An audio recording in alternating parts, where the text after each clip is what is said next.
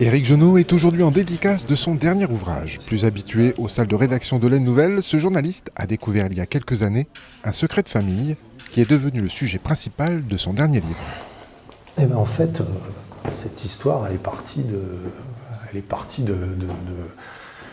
de pas grand-chose, d'une découverte un jour dans la généalogie où je m'aperçois que j'ai un arrière-arrière-grand-père qui est mort à Saint-Laurent-du-Maroni en Guyane en 1898, condamné aux travaux forcés à perpétuité.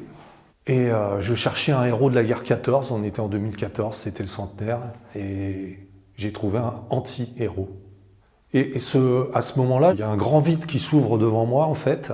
Cette histoire qui est inconnue de la famille, je la découvre, mais je la découvre par le tout petit bout de la lorgnette. C'est une date de décès et un endroit complètement exotique. Et je me dis, je suis descendant d'un bagnard.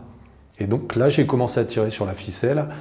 Et j'y suis allé par étapes, sans du tout savoir où j'allais, simplement en rebondissant d'information en information, d'archive en archive, de lieu en lieu, et finalement d'objectif en objectif. Et à la fin, ça devient un livre alors que c'était absolument pas prémédité. Sur les conseils de son entourage, Éric envoie l'histoire de ses recherches à une société d'édition axonaise située près de Marle, sans se douter que leur réponse allait l'emmener de l'autre côté de la planète. La réponse, c'est « mais c'est génial, c'est une super histoire, mais pour l'instant, c'est pas un livre. Il faut enrichir, il faut me raconter autre chose. » Et moi, à ce moment-là, je pense que je suis au bout du chemin, quoi. Alors, je suis un peu pris au dépourvu.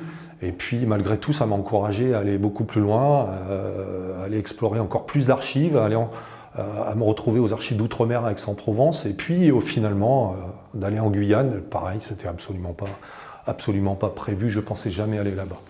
Loin de Cayenne et après cet ouvrage très personnel, Éric retournera bientôt à ses premiers amours, le SQBB. D'ici quelques mois, le dernier tome de l'histoire du club saint-quentinois sortira en librairie.